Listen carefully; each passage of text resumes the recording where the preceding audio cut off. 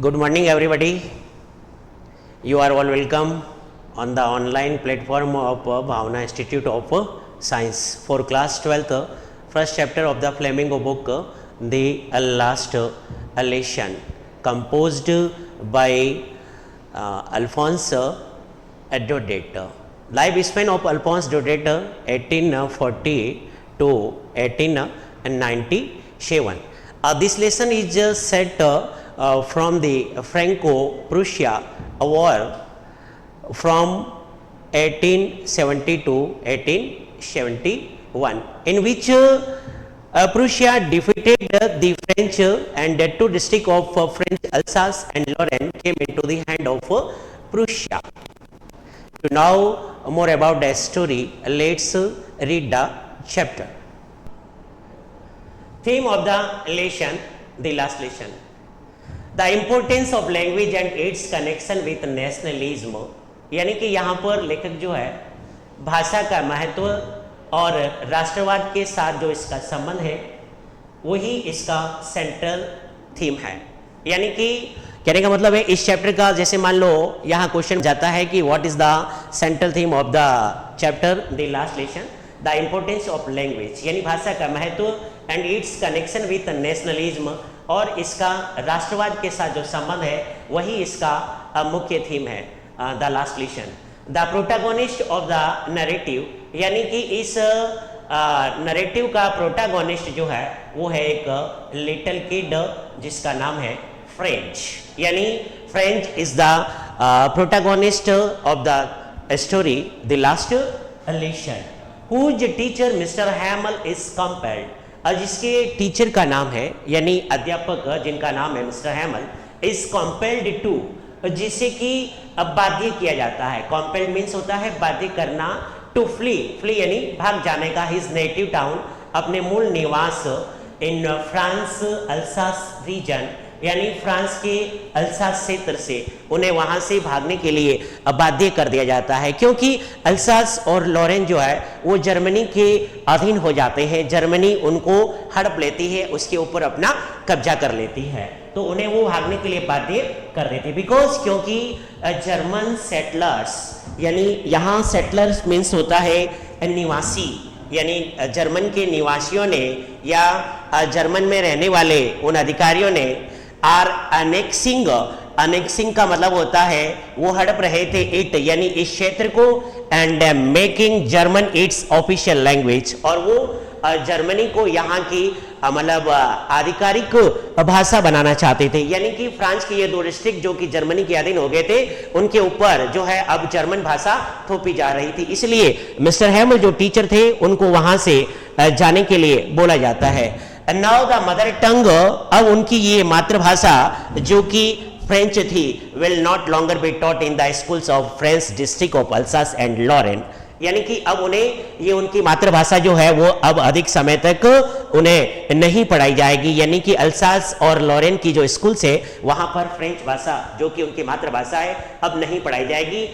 Instead of French they will taught them German language. Even thought now it is obvious that, यद्यपि यह स्पष्ट है कि his students won't be able to speak French in future, और Mr Hamel के जो विद्यार्थी हैं अब वो फ्रेंच भाषा और अधिक बोलने के लिए सक्षम या योग्य नहीं हो पाएंगे भविष्य में। The narrator's French teacher Mister हैमल, अब लेखक जो है उनके फ्रेंच भाषा के टीचर हैं mister हैमल, is determined to give them one more lesson in the language। तो मिस्टर हैमल जो कि अब वो डिटरमाइंड हो जाते हैं कि मैं मेरे विद्यार्थियों को फ्रेंच भाषा का एक चैप्टर जाते जाते और पढ़ा दूं, क्योंकि इन फ्यूचर उन्हें अब ये पढ़ने का मौका नहीं मिलेगा। The narrator's French villagers realise that, अब लेखक के जो फ्रांस के गांवों के जो लोग हैं वो ये महसूस करते हैं कि they have been overpowered by the enemy soldiers, यानी कि शत्रु सैनिकों ने उनको हत्या लिया है, उनके मतलब क्षेत्र के ऊपर कब्जा कर लिया है। Because they did not value their country and there mother tongue, क्योंकि न तो उन्होंने अपने देश को कोई महत्व दिया था और न ही कभी अपनी मातृभाषा को तवज्जो दी थी और न ही कभी वो पढ़ने के लिए केयरफुल हुए थे, क्योंकि वो मोस्टली इलिटरेट थे और स्कूल जो है वो बहुत कम लोग जाया करते थे। नाउ अब हम जो है इस चैप्टर को शुरू करते हैं। इसका फर्स्ट जो पैरा है उसके बारे में बात करते हैं। I started for school very late that morning and was in great dread of scolding। यानी कि फ्रेंच कहता है कि उस दिन मैं विद्यालय बहुत देर से रवाना हुआ था और मुझे अत्यधिक डर लगा हुआ था। ग्रेट ड्रेड ऑफ, और ग्रेट ड्रेड ऑफ का मतलब होता है एक्सट्रीमली फ्राइटन, यानी कि वो कहता है मैं बहुत ही डरा हुआ था। अब डरा हुआ क्यों था? स्पेशली बिकॉज, विशेष रूप से क्योंकि mister Hamel had said that, उनके टीचर मिस्टर हैमल ने एक दिन पहले उनसे कहा था he would questions us on participles. उन्होंने सारे स्टूडेंट्स को बता दिया था कि पार्टिसिपल जो ग्रामर का टॉपिक है उसके ऊपर मैं तुम्हें क्वेश्चन पूछूंगा या तुम्हारा टेस्ट जो है लिया जाएगा, इसलिए आपको पार्टिसिपल लर्न करके आना है। और फ्रेंच जो है and I did not know the first word about them, यानी कि जो पार्टिसिपल था, टॉपिक जो सर ने दिया था हमको, उसका जो पहला जो शब्द है उसके बारे में भी मुझे जानकारी नहीं थी। फर्स्ट वर्ड मतलब मैं उस पार्टिसिपल का एबीसी भी नहीं जानता था कि वो होता क्या है। अब इसके बारे में ये जो पैराग्राफ बताया गया है इसका एक्सप्लेनेशन जो है, the narrator of the story is a young school going boy, यानी कि इस कहानी का नरेटर कौन है? एक छोटा बच्चा जो स्कूल जाने वाला है जिसका नेम था French. That morning he was scared, उस सुबह वो थोड़ा भयभीत था। As he was late for school, क्योंकि उसको स्कूल जाने से देर हो गई थी। ऑल्सो एज देयर टीचर, और उनके अध्यापक जिनका नाम था Mr Hamel, had announced the previous day, पिछले दिन उन्होंने ये घोषणा की थी कि he would test them on the topic of participle, कि जो टॉपिक दिया गया है पार्टिसिपल उसके ऊपर वो उनका टेस्ट लेंगे। And French did not know anything at all, और पार्टिसिपल के बारे में फ्रेंच जो है वो बिल्कुल भी नहीं जानता था। He was more scared of being scolded, और वह अत्यधिक डर गया था कि स्कूल जाने पर मिस्टर हैमल जो है वो डांटेंगे, इसलिए उसको देर हो गई थी स्कूल जाने में। Next paragraph, for a moment I thought of running away, पल भर तो मैंने सोचा कि मैं भाग जाऊं, स्कूल जाने के बजाय कहीं और भाग जाता हूं। एंड स्पेंडिंग द डे, और पूरा दिन बिताऊं out of the doors, out of doors का मतलब होता है आउट ऑफ द हाउस, यानी घर से बाहर। स्कूल जाता हूं तो वहां पर मुझे डांट पड़ेगी और घर पे रहूंगा तो भी डांट पड़ेगी, इसलिए उसने घर से भाग जाने का निश्चय किया कि आज का दिन जो है वो घर से बाहर ही बिता लेता हूं। क्यों?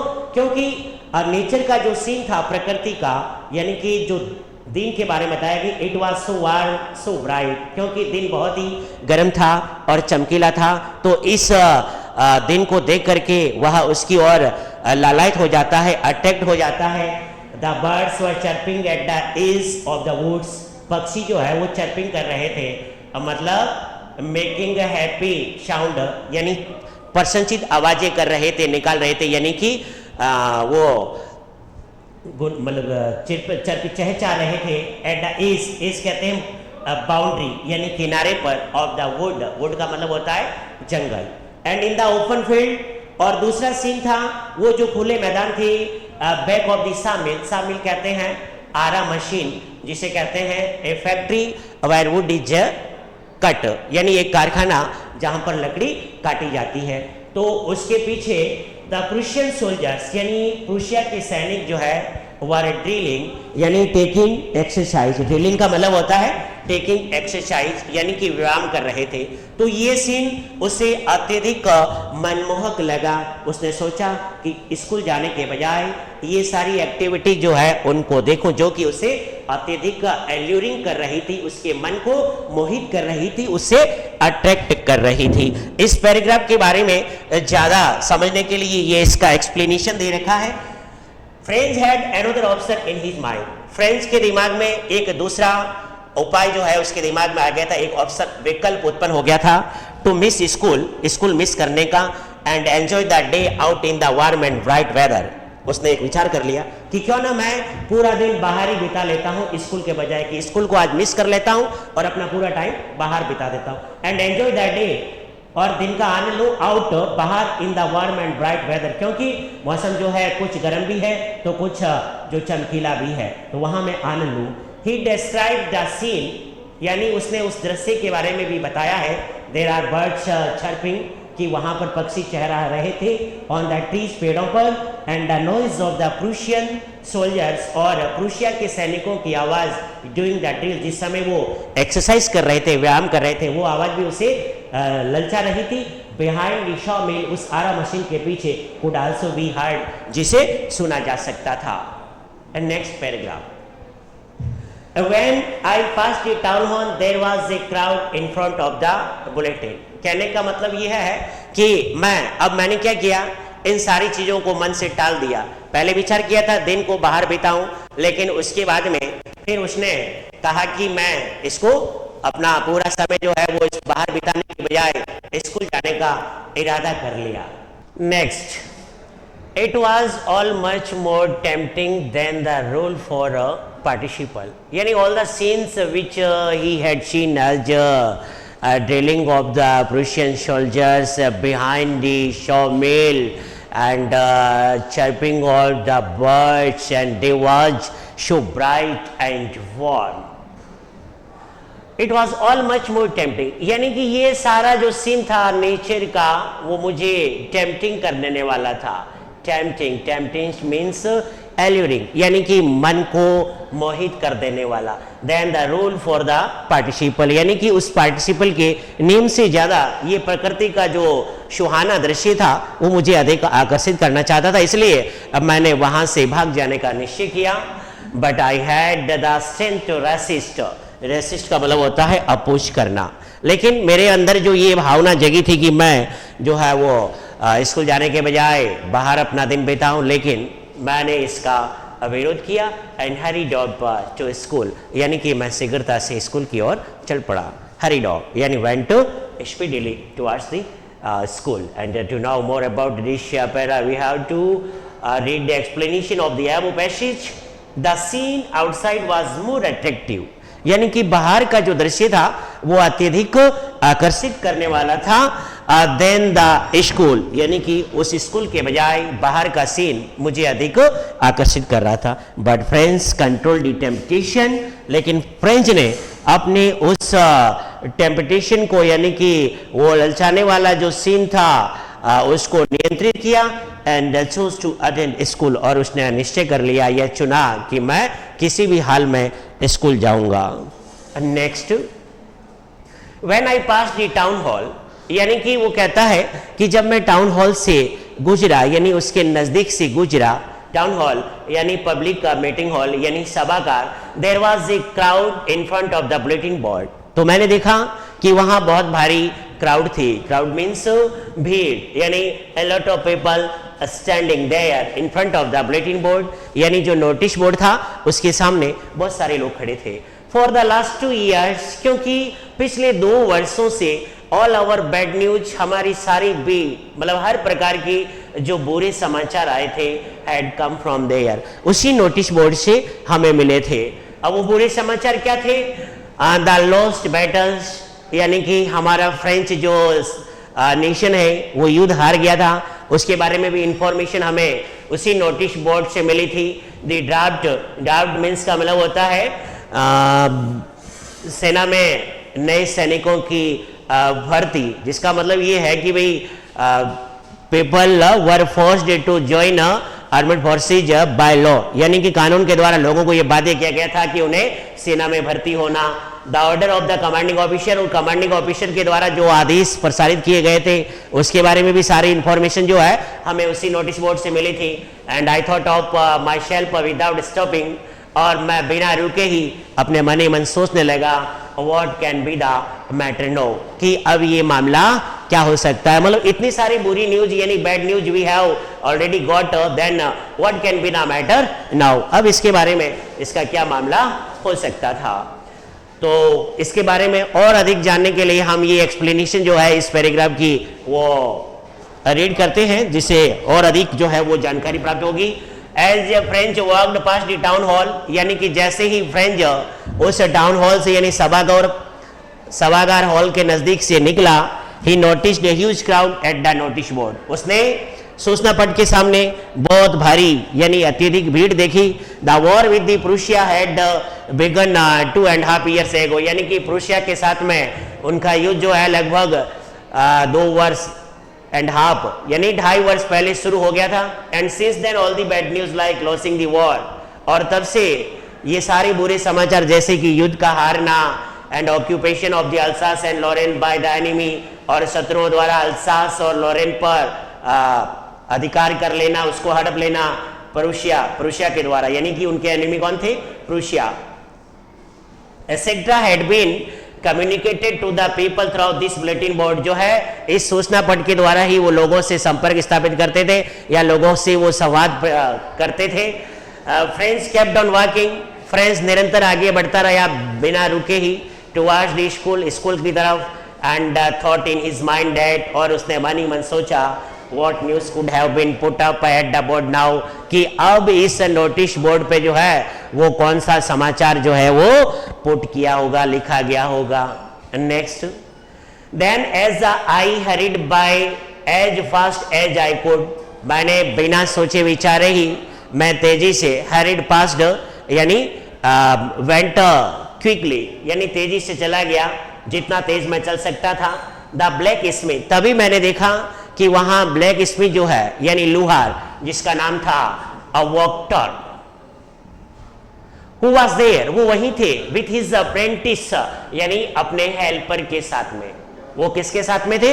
अपने अप्रेंटिस। अप्रेंटिस मीन्स होता है हेल्पर यानी ट्रेनी, यानी कि वह अपना सहयोगी जो था उसको साथ में लेकर के खड़े थे। रीडिंग द बुलेटिन, यानी कि वह उस समाचार को जो है वो पढ़ रहे थे। कॉल्ड आफ्टर मी, उन्होंने मुझे पुकारा। क्या कहा? डोंट गो सो फास्ट, इतना तेज जाने की तुम्हें जरूरत नहीं है।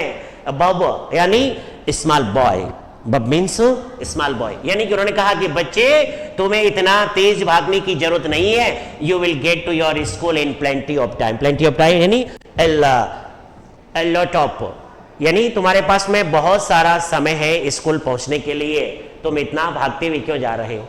आई thought he was making fun of me, मैंने मानी मन सोचा कि शायद वह मेरा मजाक उड़ा रहा है, यानी he is making fun of me, यानी वो मेरा मजाक कर रहे हैं। And I reach Mr Hamel's little garden, और मैं मिस्टर हैमल के उस छोटे से बगीचे में पहुंच गया। यानी बगीचा किसको कहते हैं? उसकी स्कूल को, क्योंकि उन्होंने स्कूल में एक बहुत अच्छा बगीचा भी लगा रखा था। आउट ऑफ ब्रेथ यानी हाँफते हुए, मेरे सांसें फूल गई थी दौड़ने से।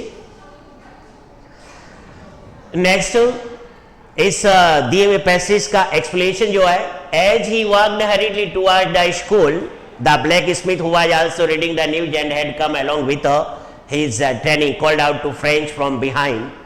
तो इसके बारे में और अधिक जानने के लिए आप इसकी एक्सप्लेनेशन जो है उसको रीड करेंगे तो और अधिक जो है ये पैसेज समझ में आ जाएगा। उसके बाद में नेक्स्ट, यूजुअली आमतौर पे जब स्कूल शुरू होता था उसके बारे में फ्रेंड जो है मन में जो है फैंसी करता है। व्हेन स्कूल बिगेन, जब विद्यालय शुरू होता था, देयर वाज ए ग्रेट बशल, वहां अत्यधिक अफरा तफरी का माहौल रहता था। बसल यानी हरीड अ मोमेंट, यानी शोरगुल होता रहता था। Which could be heard out in the street, जिसे बाहर गली में भी सुना जा सकता था। यानी कि जिस तरह का शोर जो चल रहा था वो अक्सर स्कूल जब शुरू होती थी वो बाहर गली में भी सुन सकते थे। The opening and closing of the desk, जैसे कि मेज का खोलना या बंद करना, ये सारा शोर बाहर गली में सुनाया दे देता था। एंड लेसन रिपीटेड इन यूनिशंस, और पाठ जो है वो समूह में दोहराए जाते थे, उसे भी बाहर गली में सुना जा सकता था। वेरी लाउड, बहुत जोर से। With our hands over our ears to understand better, और यदि हमें उस चैप्टर को अच्छी तरह समझना होता था, क्योंकि अंदर इतना शोरगुल होता था, तो हमें जो है पाठ को समझने के लिए अपने कानों पर हाथ रखने होते थे उसको अच्छी तरह समझने के लिए। एंड टीचर्स ग्रेट रूलर, और अध्यापक जी का वो बड़ा सा डंडा जो था, रैपिंग ऑन द टेबल, जो कि मेज पे रैपिंग हो रहा था, मतलब नॉकिंग हो रहा था, खड़खड़ा रहा था। Next, but now it was also still, लेकिन आज जब मैं यहां पहुंचा तो ये किसी तरह की एक्टिविटी जो है वो शांत थी, यानी कुछ भी शोरगुल नहीं था, स्थिर था, यानी कि चारों तरफ शांति छाई हुई थी। I had counted on the commotion, जबकि मैं तो इस भरोसे में आया था। काउंटेड ऑन यानी depended on, counted on means क्या होता है, डिपेंडेड ऑन, यानी कि मैंने तो भरोसा किया था ऑन द कमोशन यानी कंफ्यूजन, उस अफरा तफरी का जो माहौल था उसके ऊपर मैंने भरोसा किया कि भाई शोरगुल होगा और मैं बिना किसी के नोटिस किए क्लास के अंदर एंटर हो जाऊंगा। To get to my desk यानी अपनी मेज के पास पहुंच जाऊंगा, विदाउट बीइंग सीन, बिना किसी के देखे। बट ऑफ कोर्स, लेकिन निसंदेह, that day everything had to be as quiet as Sunday morning, यानी उस दिन हर चीज जो है रविवार की सुबह की तरह शांति थी। ना तो टीचर का वो रूलर था उसकी रैपिंग था, ना किसी तरह का बच्चों का शोरगुल था, सब कुछ रविवार की सुबह बिल्कुल शांति होती है, ठीक उसी तरह स्कूल में उस समय शांति थी। नेक्स्ट, थ्रू द विंडो, खिड़की से या खिड़की के माध्यम से या खिड़की के द्वारा, आई सॉ माय क्लासमेट्स, मैंने अपने सहपाठियों को देखा, यानी मेरी क्लास की जो स्टूडेंट्स थे उन सबको देखा, ऑलरेडी इन देयर प्लेसेज, जो कि पहले से ही अपने अपने स्थानों पर जाकर के बैठ गए थे। And mister हैमल walking up and down, और मिस्टर हैमल जो है अप एंड डाउन कर रहे थे, यानी कि वो क्लास के अंदर वॉकिंग कर रहे थे with his terrible iron ruler, अपना उस डरावना या भयानक लोहे का जो डंडा ले रखा था उन्होंने, या छड़ी ले रखी थी, अंडर हिज आर्म, जिसको उन्होंने अपनी बगल के अंदर दबा रखा था। Next, I had to open the door, अब मुझे दरवाजा खोलना पड़ा, and go in before everybody, और सभी के सामने मुझे क्लास के अंदर प्रवेश करना पड़ा। मैंने जो जैसा सोचा था वैसा हुआ नहीं था। मैंने सोचा कि बाहर जो है वो कमोशन होगा या शोरगुल रहेगा और उस अफरा तफरी के माहौल में कोई मुझे देख नहीं पाएगा, तो मैं बिना किसी देखे अंदर पहुंच जाऊंगा, लेकिन ऐसा कुछ नहीं हुआ। मुझे सबके सामने दरवाजा खोल करके क्लास के अंदर जाना पड़ा। यू कैन इमेजिन, आप कल्पना कर सकते हैं, how I blessed and how frightened I was, मैं कितना ब्लस्ड हुआ, मतलब असेम्ड यानी शर्मिंदा हुआ, एंड फ्राइटेंड और भयभीत था। इसके बारे में जरा आप कल्पना करिए, कितनी मुझे शर्मिंदगी महसूस हुई होगी या कितना मैं डर गया होगा। और इसके बारे में अधिक जानकारी के लिए ये इसकी जो एक्सप्लेनेशन दे रखी है उसको रीड करके भी इससे अच्छी तरह समझा जा सकता है। नेक्स्ट, बट नथिंग हैपेंड, लेकिन जो मैंने सोचा था ऐसा कुछ भी घटित नहीं हुआ था। Mr हैमल saw me and said, mister हैमल ने मुझे देखा और कहा वेरी काइंडली, बहुत ही विनम्रता से, go to your place quickly little French, कि छोटे फ्रेंच शीघ्रता से अपने स्थान पर चले जाइए। We were beginning without you, यानी कि हम तुम्हारे बिना ही अपना चैप्टर जो है वो शुरू करने जा रहे थे। Next, I jumped over the bench, मैंने बेंच के ऊपर से ही छलांग लगाई या मैं उछल करके चला गया। And sat down at my desk, और अपनी मेज पर बैठ गया। Not till then when I had got a little very fried, अब जो ही मैंने अपने डर के ऊपर थोड़ा सा काबू पाया, क्योंकि अभी तक मैं थोड़ा डरा हुआ था, तो मैंने अब जो ही अपने डर पर काबू पाया, डिड आई सी दैट, तो मैंने देखा कि our teacher had on his beautiful green coat, यानी हमारे टीचर ने उस दिन नई पोशाक पहनी थी, हरे रंग का कोट पहन रखा था। इतनी देर तक मैंने ध्यान नहीं दिया था, लेकिन अब जब कुछ डर कम हुआ, मेरी सांसें जो है वो थोड़ा धीरे हुई, मतलब आराम पूर्वक मुझे सांस लेने में रिलैक्स महसूस हुआ, तो मैंने मिस्टर हैमल, जो कि मेरे फ्रेंच टीचर थे फ्रेंच लैंग्वेज के, तो मैंने उनकी तरफ देखा तो उन्होंने हरे रंग का अपना वो सुंदर कोट पहन रखा था, एंड हिज फ्रिल्ड शर्ट, और उसने झालरदार कमीज पहन रखा था। फ्रिल्ड यानी रफल्ड, फ्रिल्ड मींस क्या होता है, रफल्ड, यानी झालरदार शर्ट पहन रखा था। And a little black silk cap, और एक छोटी काले रंग की रेशम की कैप पहन रखी थी। ऑल एम्ब्रॉयडर्ड, एम्ब्रॉयडर का मतलब होता है a decorated pattern of stitch in coloured thread, जिसको एम्ब्रॉयडर्ड यानी कसीदाकारी किया हुआ था। उस दैट ही नेवर वॉर, जिसे मिस्टर हैमल कभी नहीं पहनते थे, एक्सेप्ट यानी सिवाय on inspection and prize days, जिस समय भी स्कूल का इंस्पेक्शन होता था, निरीक्षण होता था, या फिर जैसे कोई फंक्शन ऑर्गेनाइज होता था, पुरस्कार जैसे कोई भी, उस दरमियान जो है मिस्टर हैमल उस तरह की पोशाक पहना करते थे। Beside the world school seemed so strange and solemn.